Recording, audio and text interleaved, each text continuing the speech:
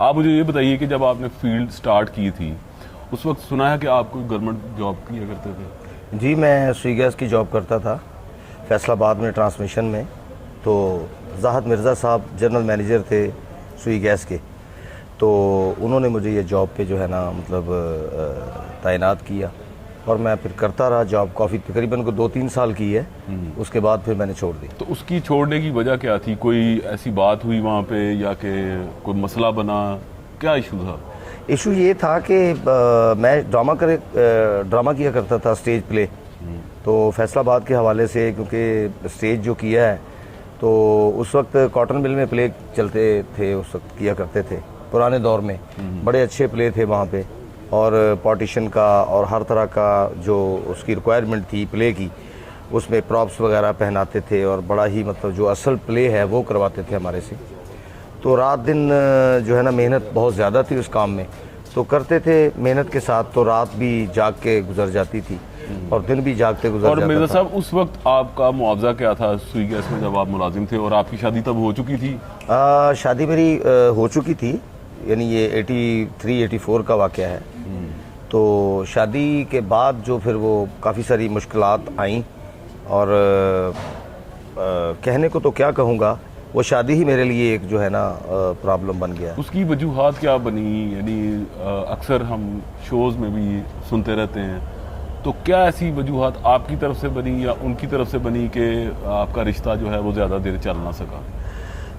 نہیں, میری طرف سے نہیں ہے, یہ میرا اللہ گواہ ہے. کیونکہ الحمدللہ ہم بینگ مسلم جھوٹ نہیں بولتے, اور جھوٹ بولنا بھی نہیں چاہیے.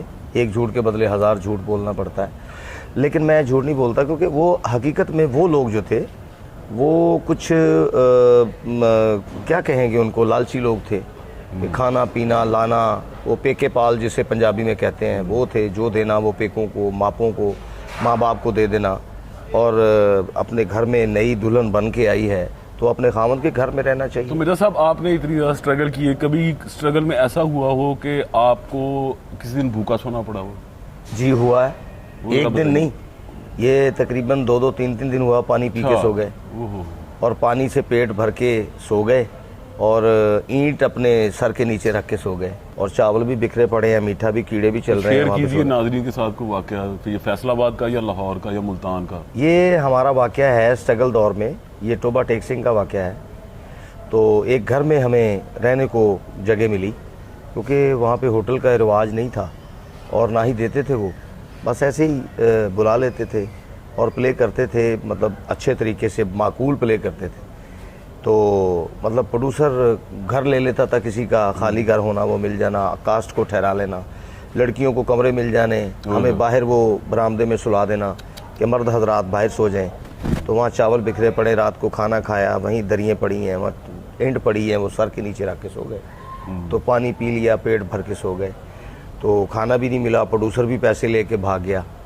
پروڈیوسر کو ڈھونڈتے پھر رہے, یار کسی نے دیکھا ہے اس کو, یار فلاں بندے کو وہاں دیکھا, یار وہ سنا ہے کل پیسے دیے تھے, یار وہ دے گا کل, یار ہم بچوں کی رزق کے لیے نکلے ہیں, یار وہ نہیں دیتے.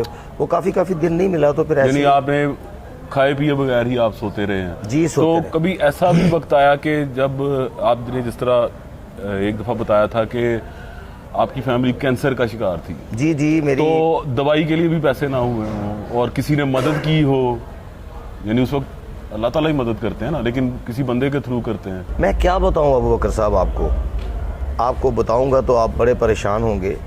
ایز این انسان جو درد دل رکھتا ہے, میری والدہ کو کینسر تھا, اور میرے باپ کو بھی کینسر تھا, میری بہن کو بھی کینسر تھا, اور میری چھوٹی بہن کو بھی کینسر تھا, اور ایک بہن میری ذہنی توازن کھو گئی تھی. اس کی تیمارداری بھی میں ہی کرتا تھا. بھائی اپنے گھر میں, ماں بیمار تھی, میں جھنگ میں پلے کر رہا تھا, تو مجھے پتا چلا کہ تمہاری ماں اللہ کو پیاری ہو گئی. تو میں واپس آیا, اپنی محنت کرنے کے لیے گیا تھا, میں روٹی کمانے کے لیے گیا تھا. تو واپس میں ماں جو ہے مہمان بن چکی تھی. تو بڑی بہن تھی, وہ بھی کینسر کی پیشنٹ تھی. جو ابو تھے وہ بھی کینسر کے پیشنٹ تھے. اپنا گھر تھا, اپنا گھر بھی وہ انہوں نے بڑے بھائی نے بیچ دیا، کچھ رشتہ داروں نے دیکھا، کچھ ان کے منہ میں آ گئے، کچھ ان کی نظروں میں آ گئے، تو محنت سے متقع لگائے رکھا اور محنت کو ہی اپنا اوڑھنا بچھونا سمجھا. جیسا کہ میرے والد صاحب تھے، ایک ٹانگ سے معذور تھے، ان کو بھی کینسر تھا، تو ان کی خدمت بھی میں نے کی. میرا صاحب جو حقیقت جو ہوتی ہے نا، وہ انسان کے اندر سے بولتی ہے. صحیح کہہ رہے ہیں. انسان کے اندر کا دکھ یا اس کے یعنی آپ زخم جو ہے چہرے سے نمایاں. اس زمانے سے شکایت ہے آپ کو کہ جب اس طرح کا وقت میرے پہ آیا تو کسی نے ساتھ دیا آپ کو؟ زمانے کی بات مت کریں ابو بکر صاحب، زمانہ تو کسی کو کھاتے بھی نہیں دیکھ سکتا، زمانہ کسی کو پہنتے بھی نہیں دیکھ سکتا. زمانہ بہت سنگ دل ہے. یہ کوئی ڈرامائی باتیں نہیں ہیں، یہ کوئی فلمی باتیں نہیں ہیں. میں نے اپنی حقیقت کو بیان جو کیا ہے اور کر رہا ہوں.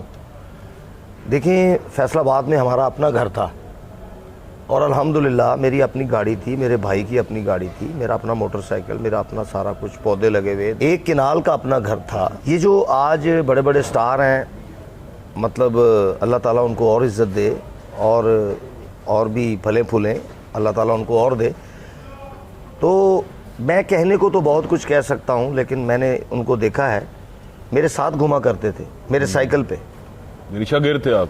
شاگرد نہیں کہا جا سکتا، وہ مانے تو ان کی اپنی خوشی ہے، کیونکہ جو ہر سینئر ہوتا ہے نا، وہ استاد کا درجہ رکھتا ہے. تو اگر سمجھ لے تو میرے ساتھ سیلفیاں بنوایا کرتے تھے. میں جب تھیٹر میں جانا، مجھے منہ چھپا کے جانا پڑتا تھا. میری عوام، میری آڈینس، میرے ویورز مجھے بہت پیار کرتے تھے. اس وقت یہ موبائل کا رواج نہیں تھا. یہاں پہ مرزا صاحب ایک میں چھوٹا سا سوال کروں گا کہ آپ نے جس طرح کہا کہ آپ کی پوری فیملی جو ہے وہ سفر کر رہی تھی اس سے، تو اس وقت یہ آپ کے پاس عروج نہیں تھا جو آپ ابھی مجھے بتا رہے ہیں؟